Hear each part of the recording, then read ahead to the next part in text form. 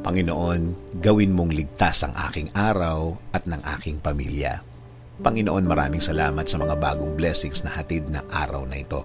Alam ko, Lord, na marami ka na namang pagpapala na ibibigay sa akin. Marami kang blessings tulad na lang ng nagising ako sa araw na ito. Ito pa lang, alam kong may plano ka pa para sa akin. At alam ko, Lord, na lahat ng plano mo, lahat ng bagay na gusto mong gawin sa buhay ko, ikakaganda ng aking buhay. Ikaka-level up ng aking araw-araw. At alam ko din, Lord, na alam mo ang lahat ng nangyayari sa aking buhay. Alam ko din na bahagi ng blessings mo sa akin ay ang pag-aalaga mo sa akin. Na gawin akong safe saan man ako magpunta at saan man ako andun. Ginagawa mong safe ang lugar na yon. At alam ko, Lord, na since ikaw ang nangunguna ng aking buhay, alam kong patuloy mo akong i-guide sa mga darating na araw at panahon at sa lahat ng aking gagawin sa mga susunod na araw, linggo at mga taon na darating sa aking buhay. Kaya ngayon, Lord, kasama po ng aking dasal na ito na alagaan at protektahan mo din ang aking pamilya, Lord. I-bless mo sila sa lahat ng kanilang gagawin at pupuntahan. Patuloy niyo po silang i-guide at gagawing blessed kahit saan man sila magpunta.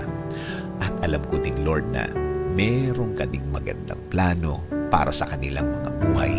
Alam kong i-guide mo din sila sa araw na ito at patuloy mo silang babantayan sa lahat ng pagkakataon ng kanilang buhay. Patuloy niyo pong pasukin ang aming mga buhay.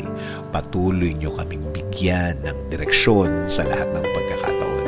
Ilagay niyo po sa aming mga buhay ang mga tamang opportunity sa aming mga daan.